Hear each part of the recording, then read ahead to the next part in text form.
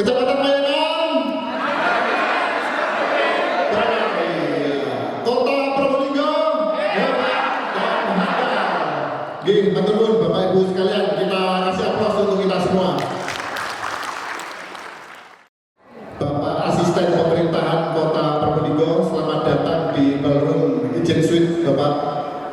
Yang saya hormati Bapak Sekcam Mayangan, PLT Sekcam Mayangan. Yang saya hormati Bapak Lurah se-Kecamatan Mayangan.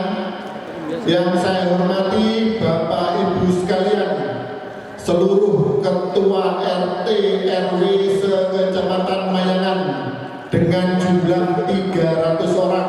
Alhamdulillah, puji syukur kehadirat Allah Subhanahu wa taala, Tuhan yang Maha Esa, karena pada sore hari ini kita semua masih diberi kesehatan, sehat walafiat untuk bisa melaksanakan ataupun bersilaturahmi dalam kegiatan pembinaan peningkatan kapasitas RT RW se-Kecamatan Mayangan. Alhamdulillah, dan juga selanjutnya marilah kita aturkan tak lupa kepada junjungan Nabi besar Nabi Muhammad SAW, karena berkat rahmatnya lah kita masih diberi jalan terang. Amin amin ya rabbal alamin. Bapak Ibu sekalian, untuk materi yang pertama akan disampaikan oleh Bapak Asisten Pemerintahan, Bapak Dr. Insinyur Gogol Setiarwo, yang nantinya akan membahas tentang peran RT RW dalam pembangunan di Kota Probolinggo. Assalamualaikum warahmatullahi wabarakatuh. Selamat sore, salam sejahtera untuk kita semua. Yang saya hormati Pak Camat Mayangan, Pak Sekcam, serta Pak Lurah se-Mayangan, dan 5 lurah.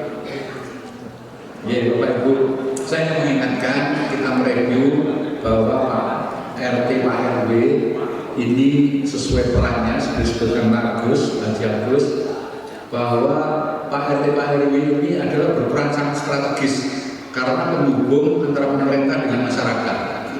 Betul Pak ya? Kalau sudah seperti itu, segala sesuatu resikonya ya ditanggung Bapak Ibu, di pundak Bapak Ibu, kan gitu ya? Yang pertama, ini ada 2, sebagai penyambung tangan pemerintah, artinya bahwa Bapak Ibu ini bisa harus menerjemahkan apa yang menjadi program pemerintah. Yang Bapak Ibu, oleh karena itu dalam poin yang pertama bahwa Bapak Ibu menerima amanah dari pemerintah, oleh karena itu begitu beratnya apa yang diemban, itu diperlukan kecakapan, diperlukan kepiawaian untuk bisa mengelola dan mengembangkan apa yang namanya program pemerintah supaya bisa diterima oleh masyarakat, dicerna oleh masyarakat. Oleh karena itu pada sore hari ini Pak Agus sangat tepat membuat acara untuk mengembangkan kapasitas. Kapasitas artinya Bapak Ibu ditambahi cc-nya. Kalau sepeda motor dioper, kalau cc-nya 100 mungkin kecepatannya hanya 100 dan tapi kalau sudah ditambah cc-nya menjadi 120, 150 atau sampai 200 jadi moge Bapak Ibu ya. Ini tujuan Pak Agus pada sore hari ini.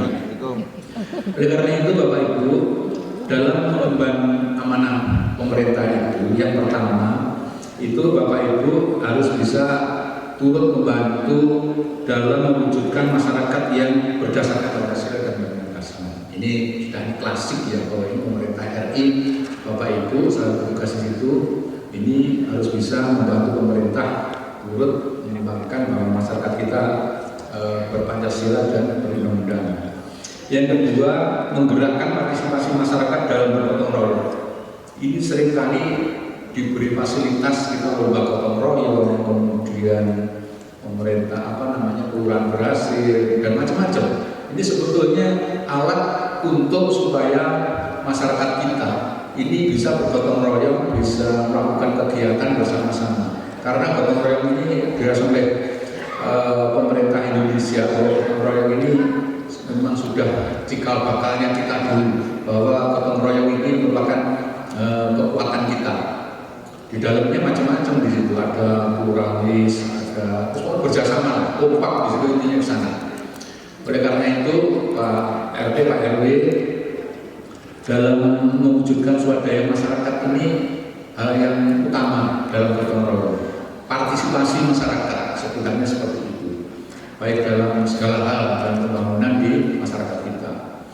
Yang ketiga, turut menunjang stabilitas nasional dengan menegakkan dan menjaga ketertiban dan menciptakan ketentraman lingkungan. Sebetulnya pemerintah ini dengan punya RT RW ini tugasnya sudah selesai. Kalau di tingkat RT dan RW ini aman semua seluruh Indonesia, berarti Indonesia ini aman. Kan begitu, kuncinya di Pak RT RW. Oleh karena itu saya sebut di depan sangat strategis peran Pak RT dan Pak RW. Karena hampir semua kegiatan pemerintah ini yang muaranya ke masyarakat lewatnya Pak RT. Kemudian yang keempat, turut membantu mensukseskan setiap program pemerintah ini saya sebutkan. Jadi apapun program pemerintah tidak mungkin akan membuat masyarakat susah. Yang pasti ingin mensejahterakan masyarakat. Oleh karena itu apapun bentuknya program pemerintah, mari kita dukung. Kita sampaikan kepada masyarakat dengan bahasa, dengan metode, dengan cara yang mudah dan bisa diterima oleh masyarakat. Ini harapannya.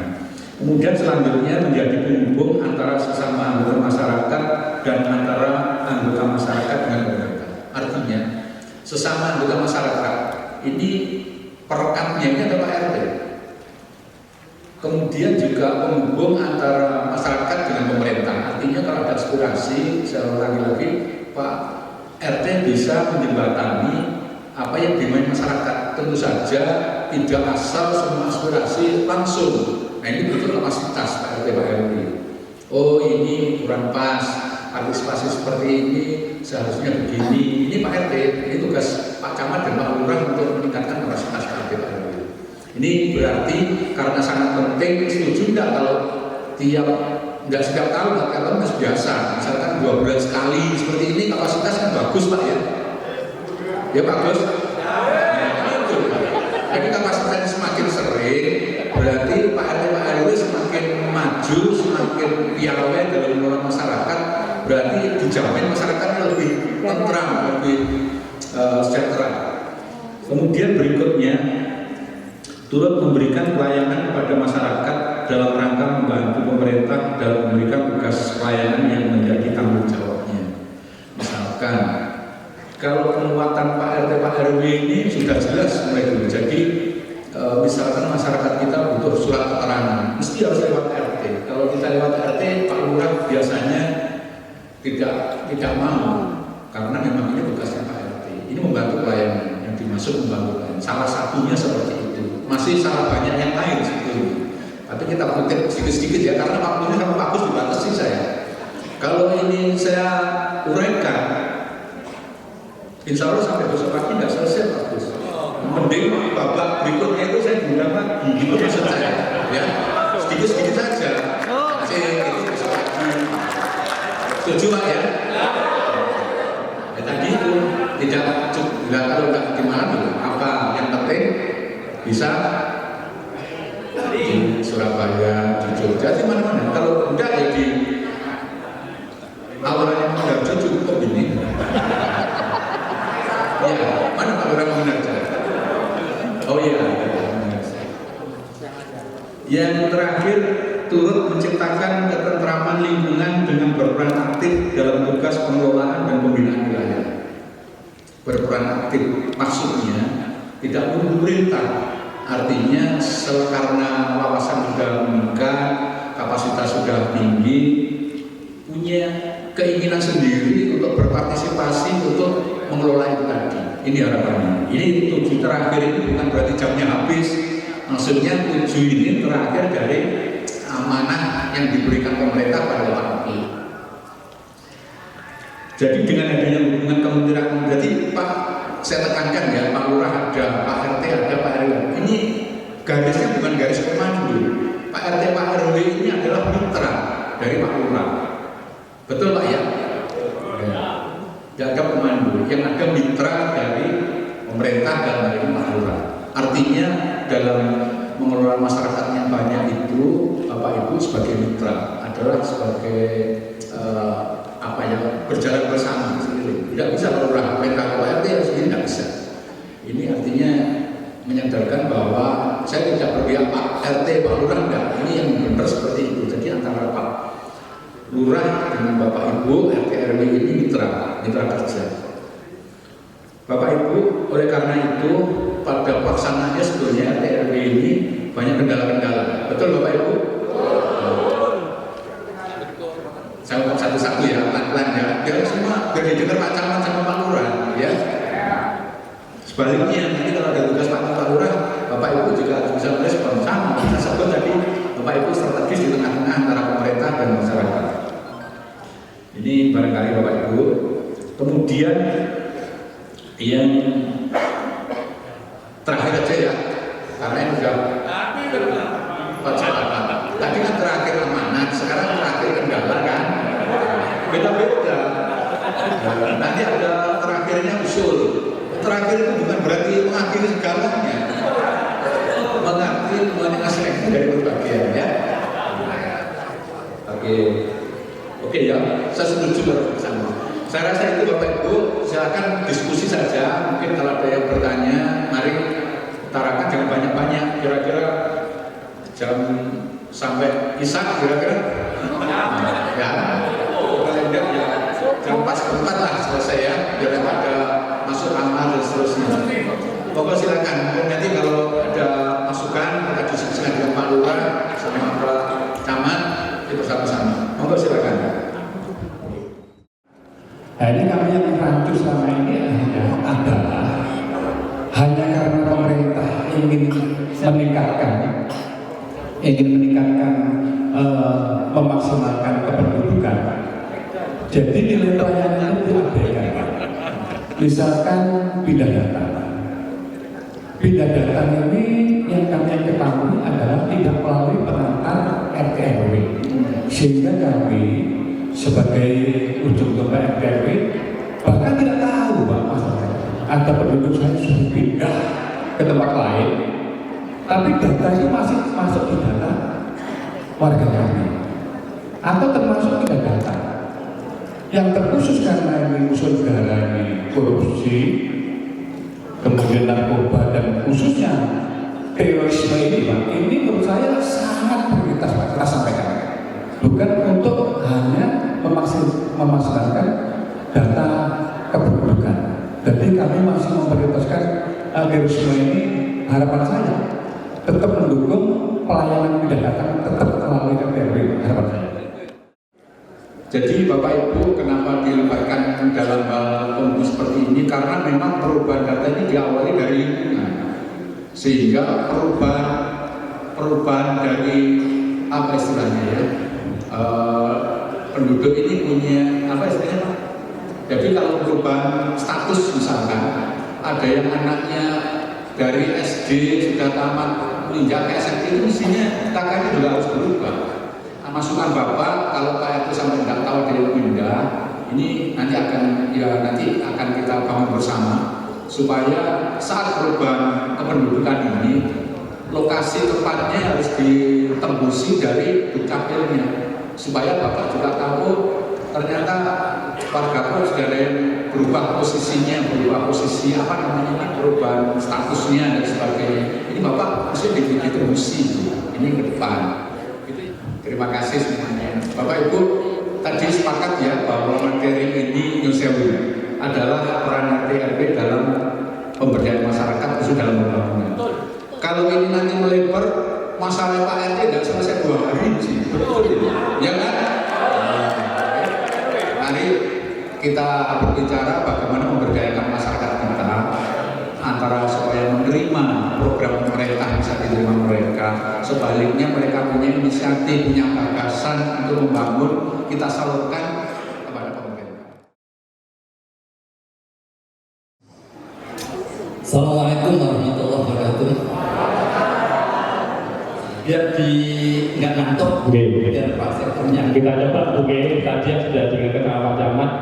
Kecamatan Bayangan.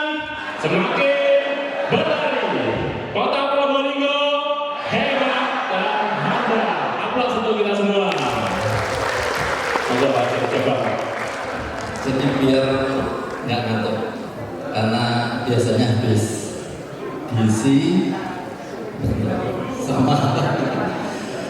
Alhamdulillah, terima kasih Pak Sekcam, Ibu, Bapak, Ketua RT, Ketua RW yang saya banggakan.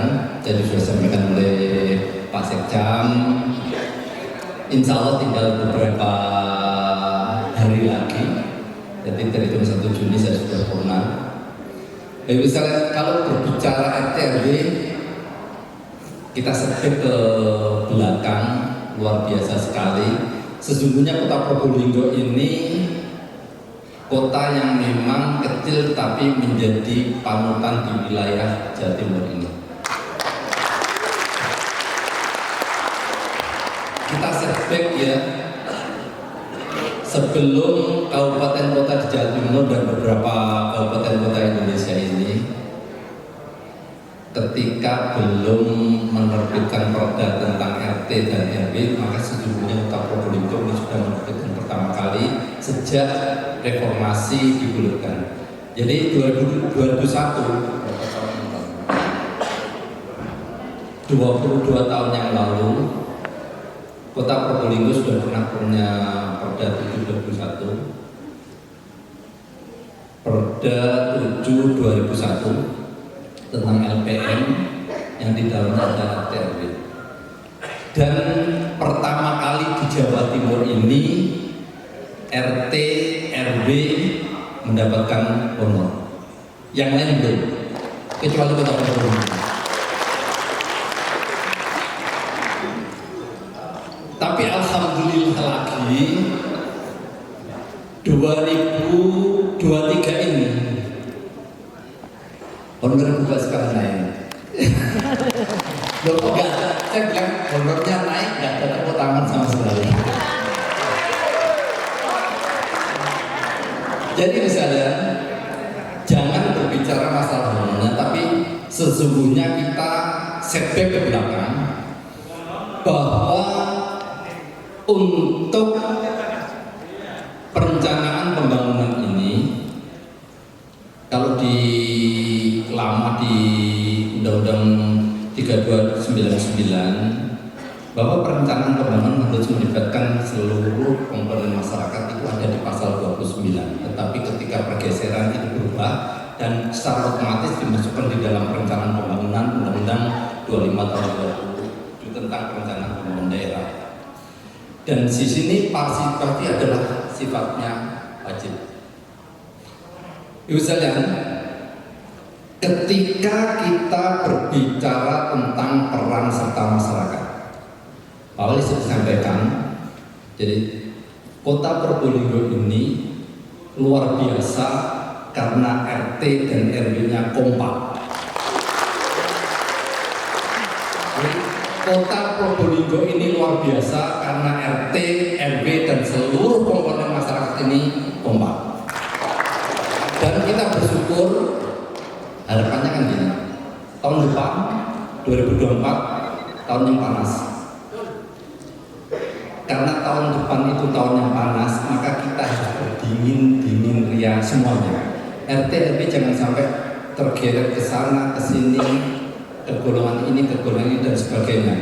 Hanya karena tergeret ke golongan ini, ke golongan sana, kemudian silaturahim di antara kita, persaudaraan di antara kita, persahabatan di antara kita pecah karena perbedaan golongan. Jangan sampai terjadi.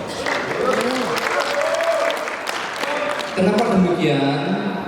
Mahal harganya, sekali lagi ya, mahal harganya untuk memulihkan kekompakan seperti sekarang ini.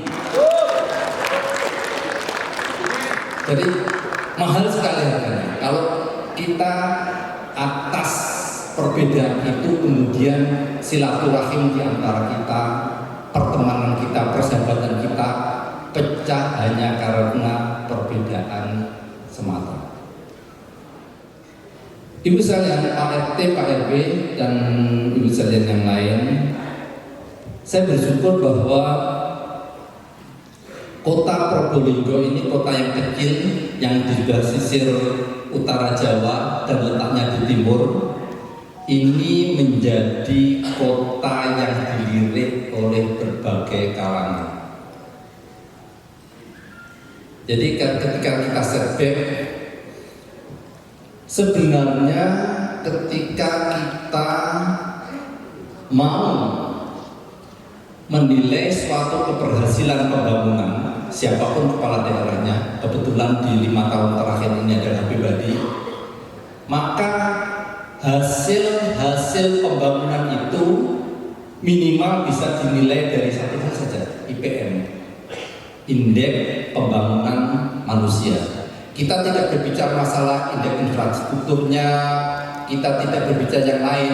Memang ada, kalau kita berbicara indeks kinerja utama memang ada 8. Saya akan berbicara hanya pada tataran IPM, Indeks Pembangunan Manusia. Kalaupun toh indeks pembangunan manusia ini berhasil, maka sesungguhnya kepemimpinan Bapak Wali Kota Probolinggo ini menghasilkan satu penghargaan itu bukan tujuan utama. Jadi penghargaan nasional itu adalah efek samping yang mengikuti atas prestasi selama memimpin di dalam konteks pembangunan Kota Probolinggo. Jadi sekali lagi, bukan tujuan utama untuk mendapatkan penghargaan, tetapi penghargaan itu mengiringi atas keberhasilan di dalam mencapai indeks pembangunan manusia. Ada 3 hal ketika kita berbicara tentang indeks pembangunan manusia. Jadi kalau orang Jawa bilang indeks pembangunan manusia itu diukur dari 3 hal. Pertama, badannya sehat. Kedua, tingkat berpikirnya, IQ-nya tidak rendah. Yang ketiga, kantongnya tebal. Jadi ini yang disampaikan oleh Badan Pusat Strategi artinya apa? Indeks pembangunan manusia itu diukur dari 3 hal: kesehatan, pendidikan, dan ekonomi. Ketika kita berbicara tentang kesehatan, maka ukuran-ukuran kesehatan harus clear. Ketika kita berbicara masalah pendidikan, maka ukuran-ukuran pendidikan harus clear. Ketika kita berbicara masalah ekonomi, maka tingkat pendapatan harus clear, tingkat pengiriman harus rendah. Dan ini sudah saya sampaikan ketika siapa yang di antara Bapak Ibu sekalian yang ikut musrenbang di tanggal 21 Maret kemarin. Saya sudah sampaikan kepada Provinsi Jawa Timur. Dari IPM kita di atas Jawa Timur. Dari IPM kita di atas rata-rata nasional. Maka saya sampaikan Probolinggo adalah luar biasa. Bukan karena semata-mata. Ibu Bapak sekalian bisa cek di data statistik 2022. Karena ini masih 2023 kan. Jadi belum bisa, nanti di akhir Desember akan ketahuan. IPM kita di atas rata-rata Jawa Timur dan di atas rata-rata Indonesia. Tepuk tangan untuk kita semua.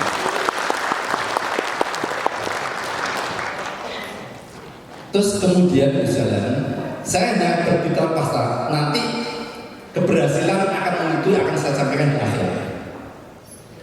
Ukuran ekonomi, Kota Probolinggo sempat terpuruk di 2020, akhir 2020 sampai dengan awal 2021, dan pertumbuhan Kota Probolinggo saat itu minus 3,64. Artinya perekonomian Kota Probolinggo anjlok dibanding kabupaten kita anjlok.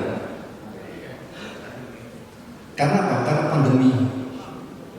Kalau kita lihat di 2020-2021, Kota Probolinggo ini 49% adalah pekerja di sektor informal atau pekerja-pekerja UMKM. Jadi pendapatan Kota Probolinggo ini ditopang oleh 49% UMKM dan itu terpuruk.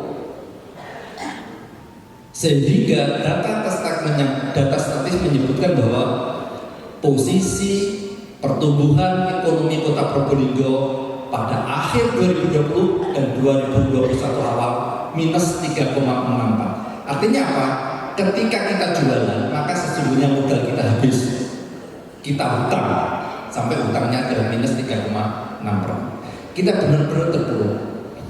Dan di akhir 2021, di awal 2022, alhamdulillah kita menyalip kota-kota kecil di daerah. Pertumbuhan kita di 2022 plus 4,45%. Tepuk tangan. Kenapa saya harus sampaikan ini? Bapeda tidak boleh berbicara berdasarkan katanya. Silakan nanti dicek di data statistik. Jadi kita tidak boleh berkata berdasarkan katanya, tapi kita berbicara masalah data. Undang-undang memberikan kewenangan penuh kepada Badan Pusat Statistik untuk menyampaikan data. Data di luar itu kita nggak tahu apa dipercaya atau tidak. Tapi yang penting bahwa pemerintah berdasarkan undang-undang memberikan kewenangan kepada Badan Pusat Statistik untuk menyampaikan data-data makro ekonomi. Itu dari segi ekonomi. Angka kemiskinan kita dibanding nasional dan dibanding Provinsi Jawa Timur kita berada di bawah. Artinya apa? Bahwa pembangunan ekonomi Kota Probolinggo tahun 2001-2022 berhasil menekan angka kemiskinan dari 7,55 menjadi 6,55, artinya turun angka kemiskinan itu. Kalau dibanding Provinsi Jawa Timur, posisi angka kemiskinan Jawa Timur 10,11%. Dibanding nasional 9,8%. Artinya apa? Sesungguhnya pemerintah Kota Probolinggo berhasil menurunkan angka kemiskinan dibanding provinsi-provinsi yang ada di Indonesia dan dibanding kota-kota yang ada di Jawa Timur. Tepuk tangan untuk Indonesia. Itu kita berbicara masalah data statistik. Terus kemudian pertumbuhan ekonomi kita pada posisi 4,55. Angka kemiskinan dari 7,55 kita tekan menjadi 6,45%. Artinya apa? Turun. Ukuran-ukuran makro ekonomi ini memberikan satu gambaran secara data bahwa 5 tahun kepemimpinan ini, walaupun 2,5 tahun Kota Probolinggo ini terkena pandemi COVID-19, tapi kita bisa menekan.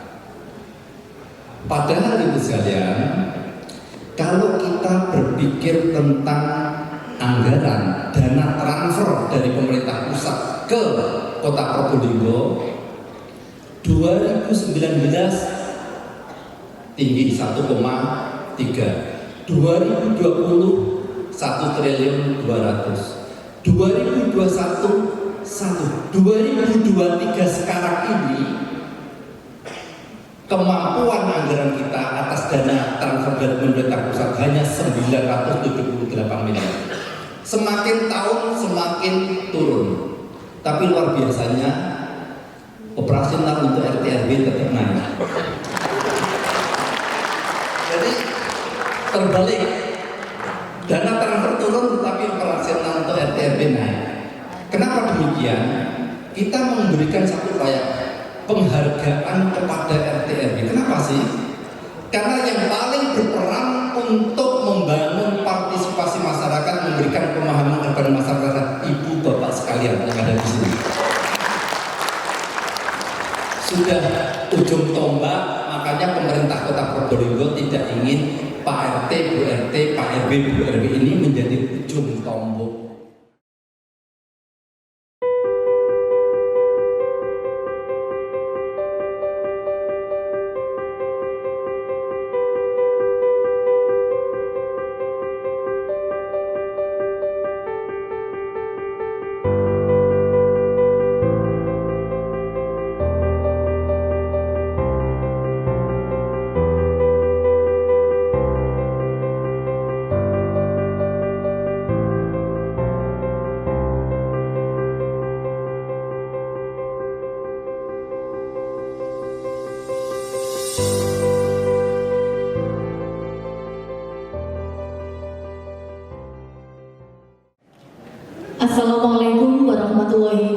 wabarakatuh. Selamat malam dan salam sejahtera untuk kita sekalian.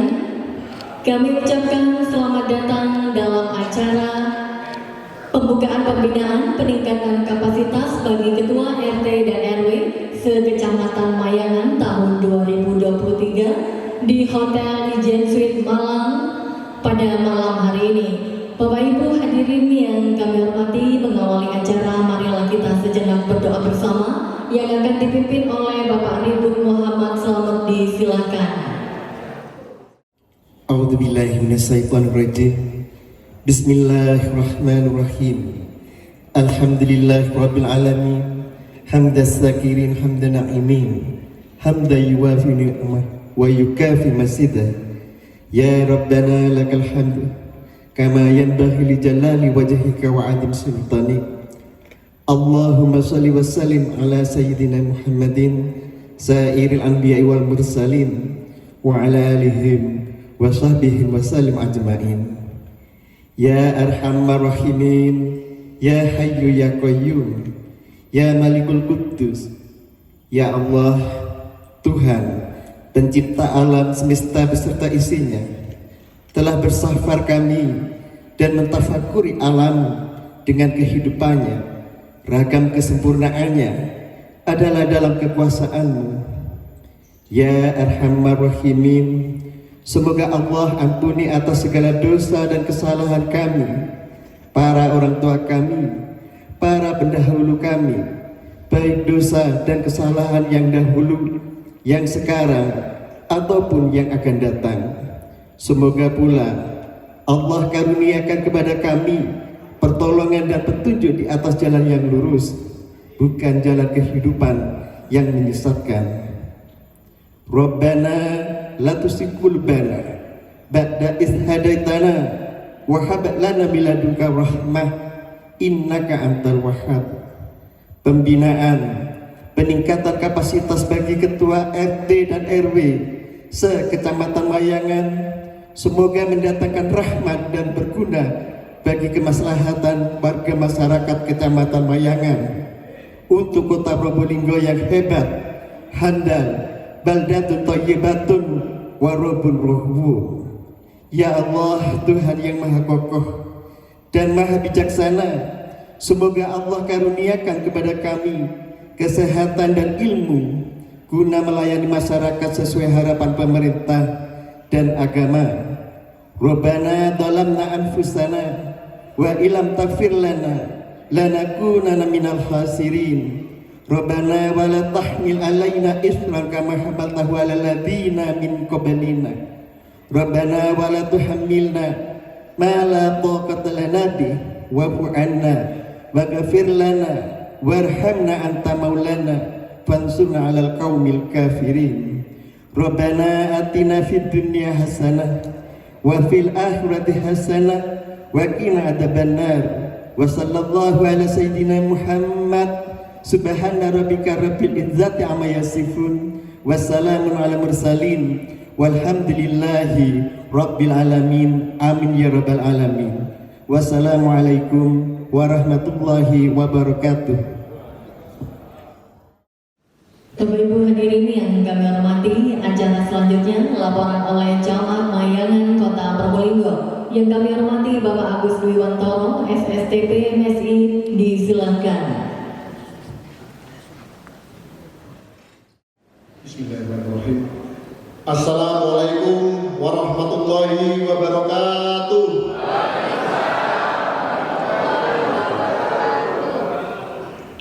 Yang terhormat Bapak Wali Kota Probolinggo, Dr. Habib Hadi Zainal Abidin, SPD MMHB.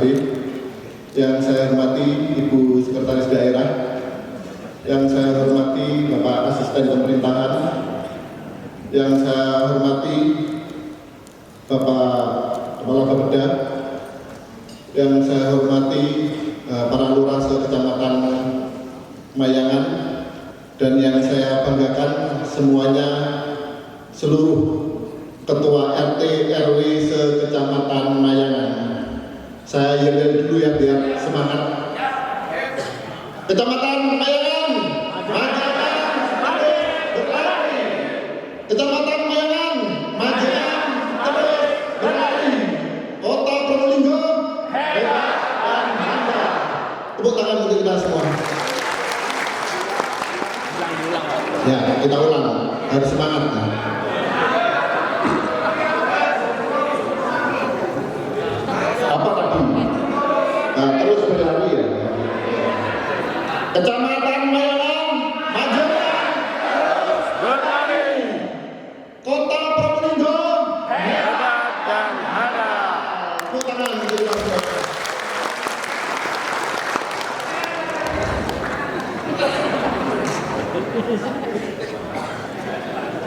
Alhamdulillah puji syukur kehadirat Allah Subhanahu wa taala, Tuhan yang Maha Esa, karena pada malam hari ini di Balkon Hotel Ijen Suite Kota Malang kita semua dapat diberi kesehatan oleh Allah Subhanahu wa taala. Amin amin ya rabbal alamin. Salawat dan salam marilah kita haturkan kepada junjungan Nabi besar Nabi Muhammad sallallahu alaihi wasallam. Semoga kita semua mendapat syafaatnya. Bapak Wali Kota yang saya hormati, berikut kami laporkan kegiatan pembinaan peningkatan bagi Ketua RT dan Ketua RW se-Kecamatan Mayangan tahun 2023. Dasar pelaksanaan Peraturan Daerah Nomor 1 Tahun 2018 tentang Lembaga Kemasyarakatan dan Kelurahan (LKK). Yang kedua, Peraturan Daerah Nomor 9 Tahun 2022 tentang Anggaran Pendapatan Belanja Daerah Kota Probolinggo. Pelaksanaan kegiatan dilakukan 2 hari, mulai dari hari Senin 29 Mei sampai dengan 30 Mei 2023 di Hotel Ijen Suite Kota Malang. Peserta kegiatan Bapak Wali Kota. Peserta kegiatan ini diikuti oleh seluruh ketua RT RW sebanyak 300 orang yang terdiri dari RT sejumlah 258, RW-nya sejumlah 42, serta lurah dan kasih pemerintahan di Kecamatan Mayangan. Alhamdulillah narasumber mulai tadi sore, yang pertama dari Bapak Asisten Pemerintahan, yang kedua dari Bapeda, yang utamanya Bapak Wali Kota Probolinggo yang nantinya akan memberikan pembinaan kepada RT RW. Selanjutnya besok pagi Pak, memang ini harus di-tune up Pak untuk RT RW ini Pak. Besok pagi tetap ada Pak, oleh Bapak dari narasumber Bapak Joni Haryanto. Maksud dan tujuan kegiatan ini adalah untuk meningkatkan kualitas Ketua RT dan Ketua RW dalam melaksanakan tugas-tugas pelayanan kepada masyarakat. Yang kedua, membudayakan Ketua RT dan Ketua RW agar lebih responsif terhadap segala sesuatu yang terjadi di lingkungan wilayahnya, sehingga diharapkan bisa menyajikan data dan laporan yang lebih akurat. Yang ketiga, diharapkan Ketua RT dan Ketua RW mampu meningkatkan kemampuannya di era digital melalui penerapan aplikasi Portal Mas. Itu Bapak Wali Kota yang bisa kami sampaikan sebelum kami mengakhiri kegiatan pada laporan pada malam hari ini. Perlu kami sampaikan Bapak RT dan RW pada malam hari ini sudah cantik-cantik dan ganteng Pak, karena batiknya sudah baru semua Pak.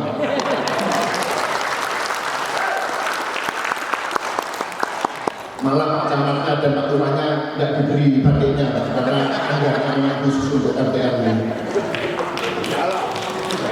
Itu saja Bapak Wali Kota yang bisa kami sampaikan. Selanjutnya kami mohon berkenan Bapak Wali Kota untuk membuka acara ini sekaligus untuk membina seluruh RT RW se-Kecamatan Mayangan. Terima kasih. Mohon maaf apabila ada salah kata. Kami akhiri wabillahi taufiq wal hidayah. Wassalamualaikum warahmatullahi wabarakatuh. Bapak Ibu semuanya, di dalam momentum ini perlu saya sampaikan beberapa hal yang mana kita perlu membuka pola pikir kita. Ya. Apa pola pikir kita? Masa depan Kota Probolinggo tergantung kita dalam menentukan suatu harapan bisa kita wujudkan atau tidak. Karena saya punya komitmen apa yang sudah menjadi konsep visi misi saya, insya Allah sudah 100% terwujud untuk Kota Probolinggo.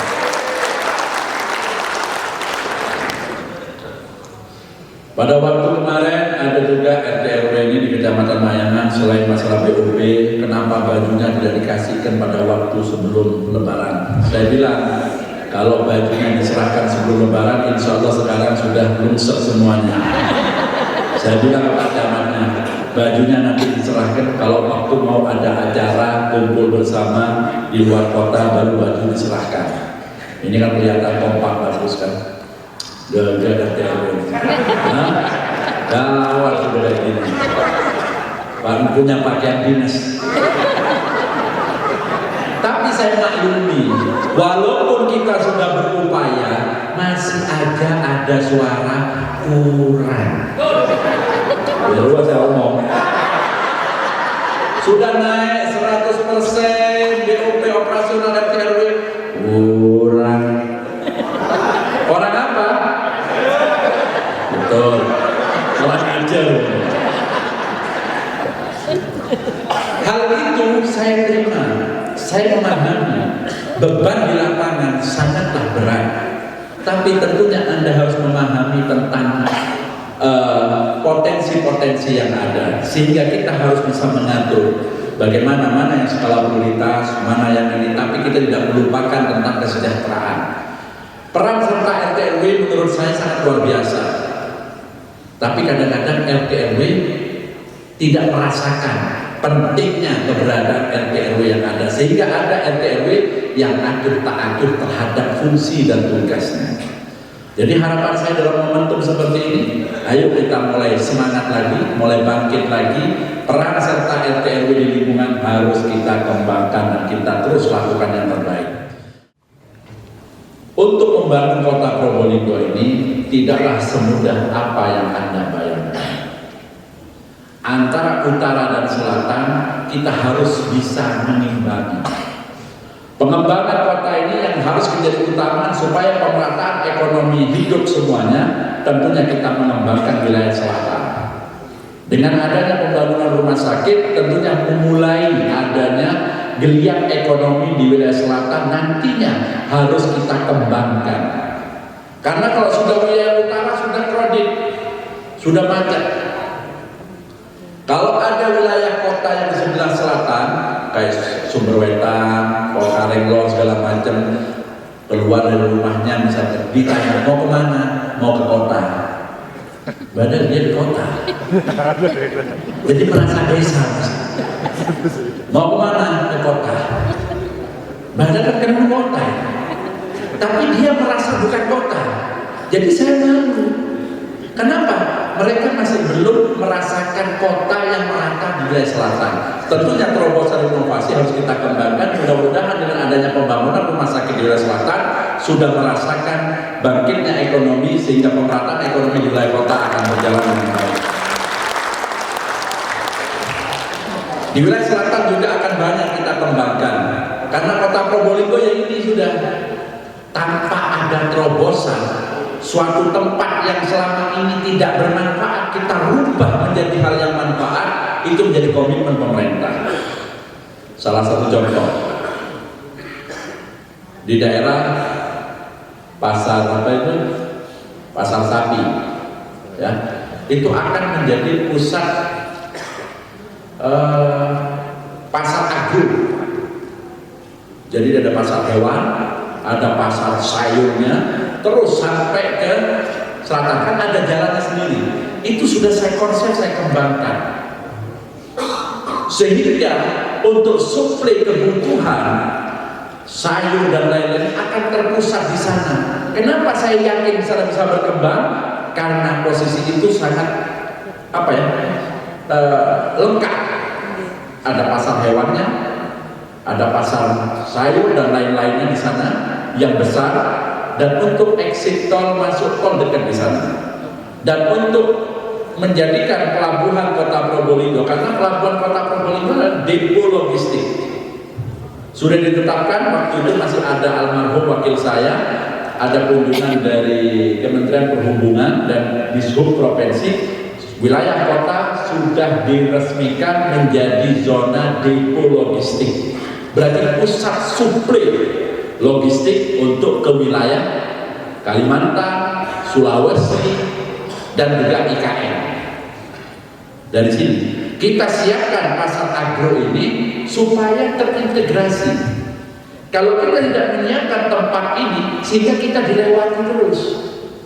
Jadi nantinya kalau sudah ada wadah, berarti kita akan menjadikan satu tempat yang connected. Oh, jadi rumah di samping sekolah. Mana orang aja ini? Tidak bisa disentuh sedikit pun. Ada lain. Jadi itulah suatu connecting tentang masalah apa yang menjadi perputaran ekonomi tanpa kita beri wadah mustahil akan terwujud.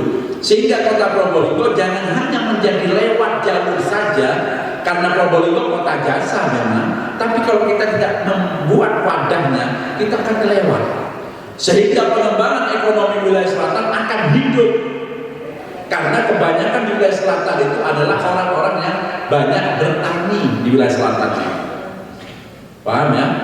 Jadi inilah suatu gambaran yang harus saya sampaikan. Tidaklah semudah itu untuk kota Probolinggo tanpa kita melihat secara luas.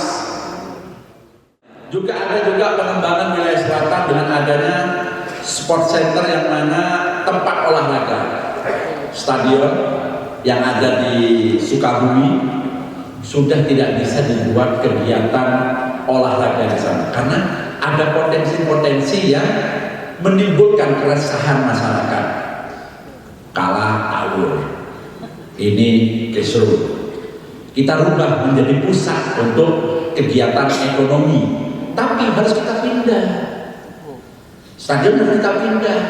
Semua rencana ini sebetulnya sudah masuk dalam konsep dan akan segera diwujudkan, tapi dikarenakan ada pandemi COVID-19 sehingga tahun 2020, 2021, 2022 kita tidak bisa berkutik karena adanya pandemi COVID-19. Sehingga itu ibaratnya apa ya? Tantangan di pemerintahan saya. Kalau bilang apes, dah apes karena saya punya teman-teman yang hebat-hebat semuanya. Ya. Kalau apes saya bilang masalah pandemi, iya apes ngajak bereng-bereng ya apes. Bisa nyalahkan tapi tidak pernah bisa ngasih solusi. Ya, apesnya hat-trick. Jadi semua itu tidak bisa kita laksanakan karena pemerintah tidak bisa melakukan kegiatan melebihi masa jabatan. Jadi secara politik kita tidak boleh membuat suatu program di luar batas waktu yang ada secara etika politik seperti itu. Tapi saya menerima pada waktu pasar baru belum selesai masuk di zaman saya terima, saya selesaikan.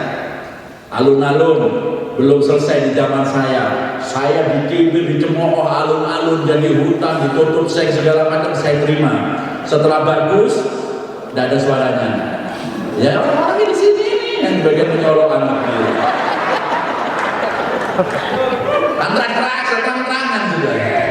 Tidak usah ngatur, saya sudah tahu semua kok. Namanya ada di sini. Benci panggil dokter.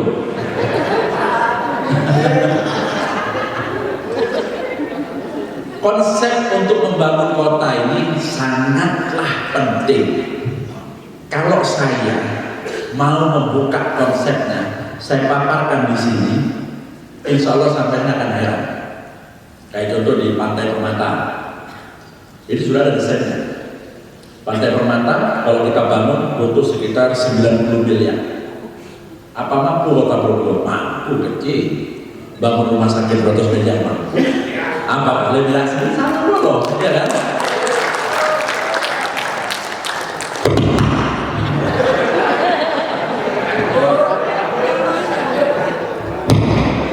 Ya, ini kalau kayak gini terus kasih tahu bagian pengelola hotel suruh kurangi harga sewanya.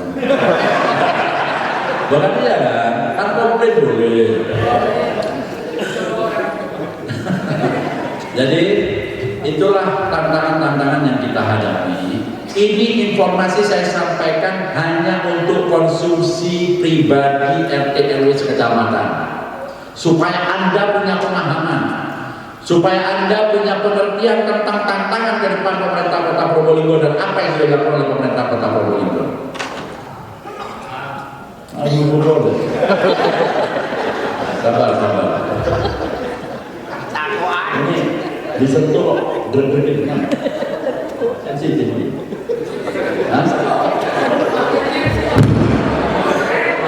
Sensitif, bahasa sensitif.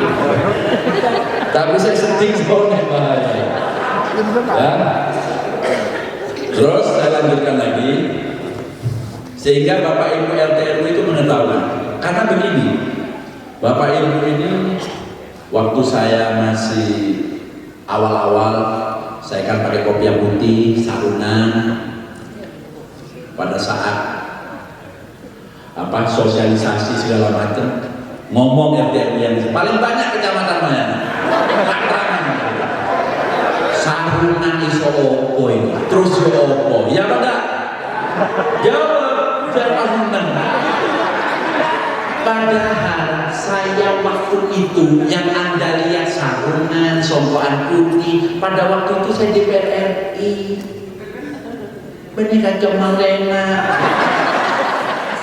Tapi saya karena keseharian saya ya sarungan, songkoan, biasa. Tapi pada waktu itu saya DPR RI, tak ngaki, jadi apa di Probolinggo ya. Tapi saya tidak kecil hati walaupun Anda menilai seperti itu, karena saya hanya ingin membuktikan apa yang saya lakukan sekarang baru Anda merasakannya. Kalau sekarang masih ragu ya saran, saran dulu. Kadang-kadang masyarakat tidak pernah memahami latar belakang. Ya, pengalaman saya di DPR RI selama 5 tahun di DPR RI. Saya di DPR RI itu jabatannya lebih tinggi daripada wali kota. Saya mau turun karena saya ingin menjadi orang yang bermanfaat buat orang lain. Melalui kebijakan saya, tanda tangan kesehatan gratis UHC Kota Probolinggo dibantu oleh OPD-OPD terkait gratis. Jadi kalau ada ibu punya anak atau lagi hamil, jangan mikir masalah biaya. Yang laki terus istiqomah supaya banyak anaknya. Karena lahir gratis, cari keluar. Tapi untuk susu sekolahnya yang biayain. Ya, kalau gratis semuanya, Bapak Ibu seneng, saya seneng. Kebijakan masalah kesehatan menjadi komitmen saya. Karena saya dari awal, yang pertama saya ingatkan pada waktu 2013 saya hanya 2, kesehatan, pendidikan gratis, tis. Nggak percaya. Ikhtiar lagi, maju lagi, tetap kesehatan, pendidikan gratis. Karena 2 hal ini penting untuk generasi Kota Probolinggo. Kalau kesehatan tidak terjamin, pendidikan tidak terjamin, akan kemana generasi-generasi kita? Biarkan Bapak Ibu ini saja cukup SD lulus, tapi anak-anaknya harus bisa lebih bagus.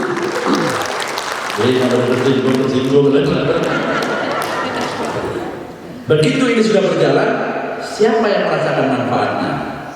Setiap tahun kita mengeluarkan anggaran 33 miliar. Bayar untuk BPJS, dipakai dan dipakai BPJS-nya untuk Kota Probolinggo gratis. Tapi kalau kita hitung-hitung banyak lebihnya. Yang kepakai hanya 10 miliar atau 12 miliar. Jadi yang 33 miliar itu banyak sisanya. Kalau Anda merasa enak, tolong manfaatkan. Bukan iya kan? Kalau Anda ngomong masalah uang itu enak karena lebih, manfaatkan. Masuk rumah sakit. Karena kalau sudah ngomong uang yang dipakai hanya 12 miliar tapi bayar 35, Rek, iso kayak tambahan gaji ya gitu. Ya silahkan dimanfaatkan supaya terpakai semuanya. Paham ya? Untuk warganya, saya sebagai pemimpin dengan OPD terkait yang membantu, saya tidak menghitung untung dan ruginya, tapi kebijakan manfaatnya buat masyarakat Kota Probolinggo. Tinggal bawa KTP kota gratis. Malahan ada fenomena. Apa fenomenanya? Insya Allah di sini ada pelakunya. Ada keluarga yang bukan orang kota, disuruh pindah ke kakaknya, hanya butuh KTP-nya, tapi rumahnya tetap di luar Kota Probolinggo. Saya tidak mau kabupaten, tapi benar tersinggung di luar Kota Probolinggo. Sehingga kalau sakit memanfaatkan fasilitas yang ada karena ada KTP-nya. Kalau saya, yang penting KTP Probolinggo gratis. Jadi mau ada manfaat silahkan, yang penting kita berbuat yang terbaik untuk warga Kota Probolinggo. Bagaimana cara meyakinkan warga Kota Probolinggo? Punya KTP-nya. Paham ya? Karena yang ngajari itu RT RW-nya. Wis pindah kene ae dari Quran. RT RW. Dasar mesan. Zaman nyaman. Alasan RT RW dari itu aku gak iso. Siap. Pas lo pagi ini bawa oh percaya wis bawa catatan kereta partai coba ke stasiun partai kan nopo kumah nopo aduh minta tonggar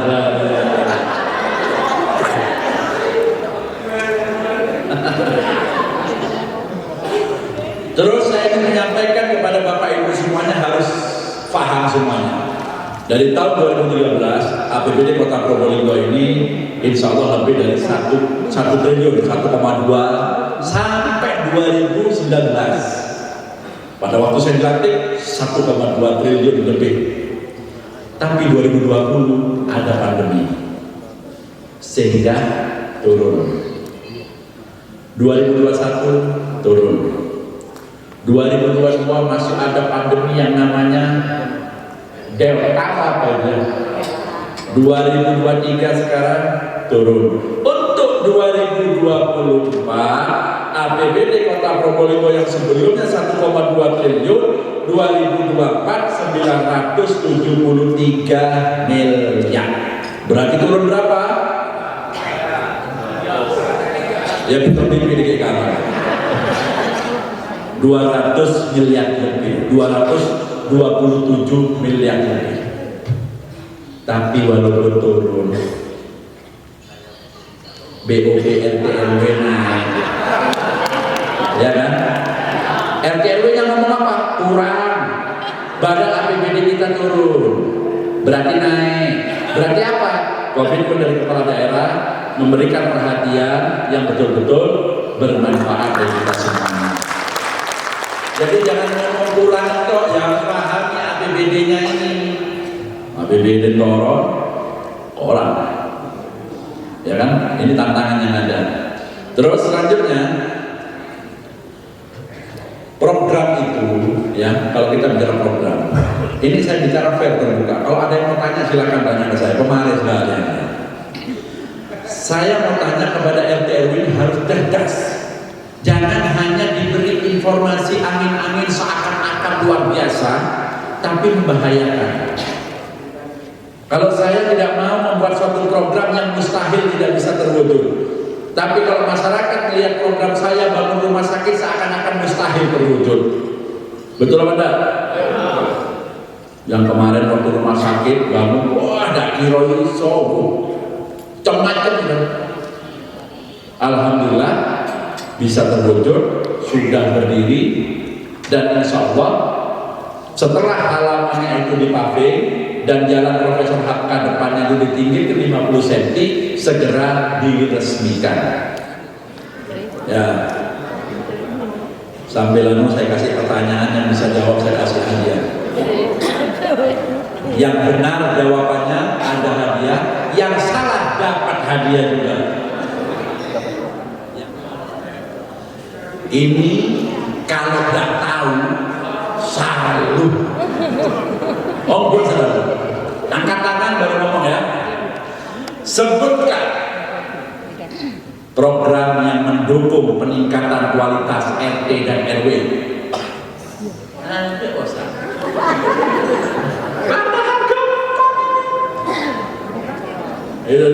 Budi.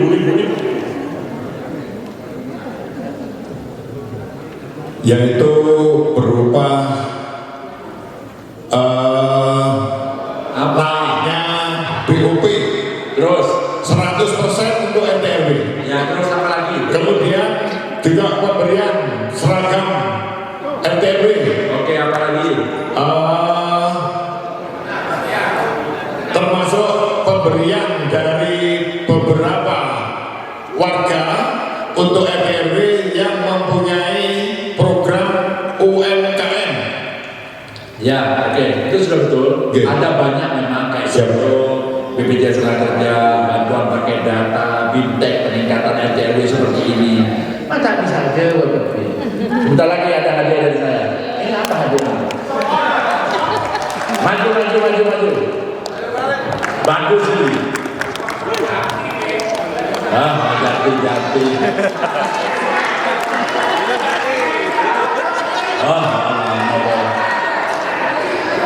Berarti mendalami, menghayati dan mengamati ini Pak. Mengamati ini Pak Lebu. Sini aja langsung.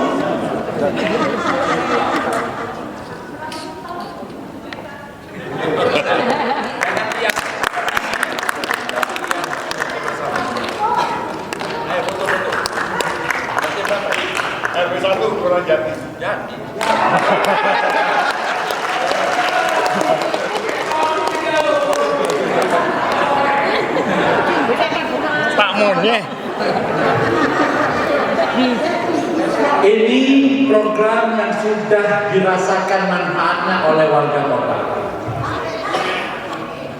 Sebelum saya akhiri, apakah ada yang bertanya kepada saya?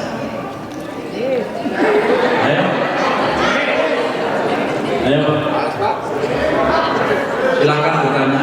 Tolong pertanyaan yang berat-berat, jangan yang ringan-ringan. Kalau yang ringan-ringan saya kasih ke Anjing atau kayak ini suruh jawab sudah. Assalamualaikum warahmatullahi wabarakatuh. Langsung singkat. Mau tanya Pak Wali untuk masalah pelayanan ambulan tiap desa, tiap kelurahan. Ya. Apakah betul di seluruh kelurahan apa ada ambulan untuk masyarakat? Ya, sudah. Itu pertanyaannya. Iya, satu. Lanjut. Lemaan sekalian. Ya, karena di kelurahan Wilobora itu tidak ada. Ada tapi join sama Jati. Oke, pertanyaan singkat aja. Ya, jika dan dihubungi untuk 112 itu tidak pernah aktif. Kadang-kadang sulit sekali untuk dihubungi. Oke. Jadi mau ditunjuk dari Pak Wali. Oke. Atau warga Wilobora. Terima kasih. Ya. Jadi kalau masalah ambulan, memang kita sudah menyiapkan 29 ambulan untuk 29 kelurahan. Tapi jangan sampai hanya melihat mana ambulannya kalau ada di kelurahan. Ambulan memang kita tahu di puskesmas karena butuh tenaga kesehatannya yang akan turun ke kelurahan masing-masing. Karena sudah ada tugasnya masing-masing di situ. Untuk call center 112, apabila ada masukan saya terima, kita akan perbaiki. Tapi alhamdulillah dari bulan 1 sampai sekarang, baru kemarin saya tanya, sudah ada 782 yang terlayani ambulan gratis Kota Probolinggo. Sehingga apa? Mungkin kebarengan atau ya apa. Itu. Tapi masukan itu kita terima untuk memperbaiki supaya pelayanan yang terbaik. Kalau kadang-kadang ada lagi telepon 112 nyambung di kabupaten. Ada seperti itu. Karena kabupaten juga ikut pakai call center 112. Ya.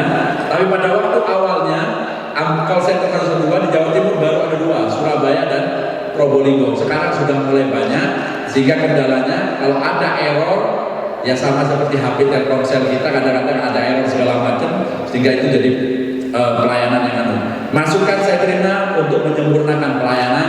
Tapi setiap kelurahan ambulannya sudah siap. Sebagai manusia biasa tentunya masih banyak orang yang merasakan atau harapan yang dirasakan kurang. Tentunya saya harus menerima kritikan yang kurang itu, walaupun saya sudah melakukan secara maksimal, tapi karena sebagai manusia biasa pastilah kita ada kekurangan.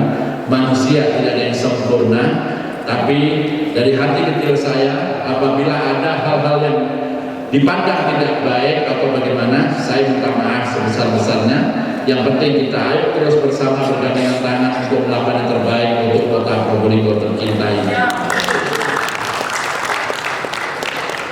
Saya kira itu dari saya. Kurang lebihnya mohon maaf apabila ada kalimat, kata-kata, dan yang penting jaga kekompakan, jaga kerukunan. Mari kita bersama untuk menjaga